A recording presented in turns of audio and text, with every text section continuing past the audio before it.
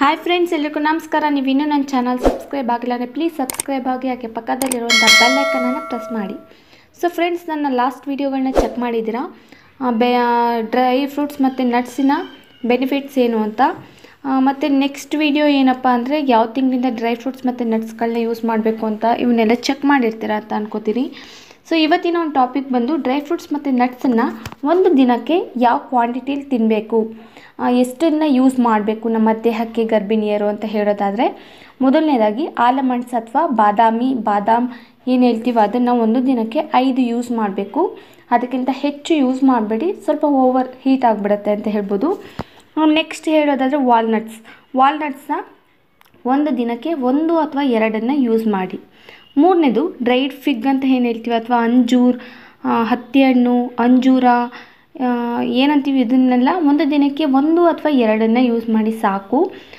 Actually ಹೇಳ್ಬೇಕಂದ್ರೆ ದಿನಕ್ಕೆ ಒಂದೇ ಒಂದು ಸಾಕು. ನೀವು ತುಂಬ ತಿನ್ನಬೇಕು ಅಂತ ಅನಿಸಿದ್ರೆ 1 ಅಥವಾ 2 ತಿನ್ಬೋದು. ಆ್ಯಕ್ಚುಲಿ ಅಂಜೂರನ್ನ ಜಾಸ್ತಿ ತಿನ್ನೋಕ್ಕಾಗಲ್ಲ, ಸ್ವಲ್ಪ ಏನೋ ಒಂಥರ ಅನಿಸುತ್ತೆ. ನಿಮ್ಗೆ ಇಷ್ಟ ಆದರೆ 1 ಅಥವಾ 2 ಯೂಸ್ ಮಾಡಿ. ಹೇಳೋದಾದ್ರೆ 1 ಯೂಸ್ ಮಾಡಿದ್ರೆ ಬೆಟರ್ ಅಂತ ಹೇಳ್ಬೋದು. ನೆಕ್ಸ್ಟು ಆಪ್ರಿಕಾಟ್ ಅಂತ ಏನು ಹೇಳ್ತೀವಿ, ಅಥವಾ ಕುಬಾನಿ ಅಂತ ಹೇಳ್ತಾರೆ ಇದನ್ನು ಇನ್ನೊಂದು ಲ್ಯಾಂಗ್ವೇಜಲ್ಲಿ. ಸೊ ಇದನ್ನು ಒಂದು ದಿನಕ್ಕೆ 2 ಅಥವಾ 4 ಯೂಸ್ ಮಾಡಿ ಸಾಕು. ಅದಕ್ಕಿಂತ ಹೆಚ್ಚು ಯೂಸ್ ಮಾಡಬೇಡಿ. 2 ಯೂಸ್ ಮಾಡಿದ್ರೆ ಬೆಸ್ಟು.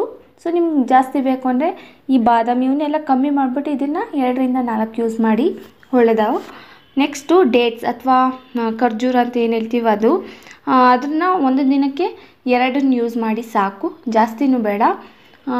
ನೀವು ಹೇಳಬೇಕು ಅಂದರೆ ನೀವು 4-5 ಯೂಸ್ ಮಾಡಬೇಕು ಅಂದರೆ ಈ ಬೇರೆ ಡ್ರೈ ಫ್ರೂಟ್ಸ್ ಮತ್ತು ನಟ್ಸ್ ಇರುತ್ತಲ್ಲ ಅದರ ಕ್ವಾಂಟಿಟಿ ಕಮ್ಮಿ ಮಾಡಿ ಇದನ್ನು ಬೇಕಾದ್ರೆ ತೊಗೋಬೋದು, ಏನು ಪ್ರಾಬ್ಲಮ್ ಆಗೋಲ್ಲ. ಮತ್ತು ಇನ್ನೊಂದು ಕಿಸ್ಮಿಸ್ ಅಂತ ಹೇಳ್ತೀವಿ, ಇದನ್ನು 5ರಿಂದ 7 ತೊಗೋಬಹುದು.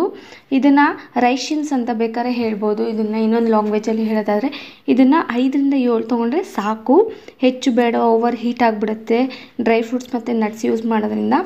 ಮತ್ತು ಇನ್ನೊಂದು ಕ್ಯಾಶ್ಯೂಸ್ ನಟ್ ಅಥವಾ ಗೋಡಂಬಿ, ಕಾಜು ಏನು ಹೇಳ್ತೀವಿ, ಇದನ್ನು ಒಂದು ದಿನಕ್ಕೆ 2ರಿಂದ 4 ಪೀಸ್ ತೊಗೊಳ್ಳಿ ಸಾಕು. ಇದು ತುಂಬ ಹೀಟು ಮತ್ತು ಇದರಲ್ಲಿ ಕೊಬ್ಬಿನಂಶ ಜಾಸ್ತಿ ಇರುತ್ತೆ, ಅದಕ್ಕೋಸ್ಕರ 2ರಿಂದ 4 ಸಾಕು. ಇನ್ನೊಂದು ಪೀನಟ್ಸ್, ಕಡಲೆ ಬೀಜ, ಇದನ್ನು ಒಂದು ದಿನಕ್ಕೆ 8ರಿಂದ 10. ಇದನ್ನ ಹಾಗೆ ತಿನ್ನೋಕ್ಕಾಗಲ್ಲ ಅಂದರೆ ನೀವು ಬೆಲ್ಲ ಇರುತ್ತಲ್ಲ, ಸೊ ಅದ್ರ ಜೊತೆ ತಿಂದರೆ ತುಂಬ ಚೆನ್ನಾಗಿರುತ್ತೆ. ಅಥವಾ ಕಡಲೆ ಮಿಠಾಯಿ ಅಂತ ಏನು ಹೇಳ್ತೀವಿ ಅದ್ರ ಮಾಡ್ಕೊಂಡು ತಿಂದರೆ ಡೈಲಿ 1 ಪೀಸ್ 2 ಪೀಸ್ ಹಿಂಗೆ ತಿಂದರೆ ಸಾಕಾಗುತ್ತೆ. ಹಾಗೆ ತಿನ್ನೋಕ್ಕಾಗಲ್ಲ ಅನ್ನೋರು ಈ ರೀತಿ ಯೂಸ್ ಮಾಡಿ. ಮತ್ತು ಇನ್ನೊಂದು ಪಿಸ್ತಾನ ಒಂದು ದಿನಕ್ಕೆ 2ರಿಂದ 4 ಸಾಕು. ಪಿಸ್ತಾ ಓವರ್ ಆಗಿ ತಿನ್ನಬೇಡಿ. ಬೇಕಾದರೆ ನೀವು ಗೋಡಂಬಿ ಬೇಕಾದ್ರೆ ಚೆನ್ನಾಗಿ ತಿನ್ನಿ, ಬಾದಾಮ್ ಬೇಕಾದ್ರೆ ಚೆನ್ನಾಗಿ ತಿನ್ನಿ, ಬಟ್ ಪಿಸ್ತಾ ಜಾಸ್ತಿ ತಿನ್ನಬೇಡಿ, ಓಕೆನಾ. ಇದು ಡ್ರೈ ಫ್ರೂಟ್ಸ್ ಮತ್ತು ನಟ್ಸ್ನ ಒಂದು ದಿನಕ್ಕೆ ಯಾವ ಕ್ವಾಂಟಿಟಿಲಿ ತಿನ್ನಬೇಕು ಅಂತ ಈ ವಿಡಿಯೋದಲ್ಲಿ ಹೇಳಿದ್ದೀನಿ. ಸೊ ಶಾರ್ಟಾಗೆ ಹೇಳ್ತಾ ಇದ್ದೀನಿ, ಬೇರೆ ವೀಡಿಯೋದಲ್ಲಿ ಬೇರೆ ಥರ ಹೇಳೋಣ ಅಂತ. ಸಾರಿ, ನನ್ನ ಫೋನ್ ತುಂಬ ಹ್ಯಾಂಗ್ ಆಗ್ತಿತ್ತು, ಅದಕ್ಕೋಸ್ಕರ ನಾನು ವೀಡಿಯೋಗಳನ್ನ ಮಾಡೋಕ್ಕಾಗ್ತಿಲ್ಲ 1 ವೀಕಿಂದ.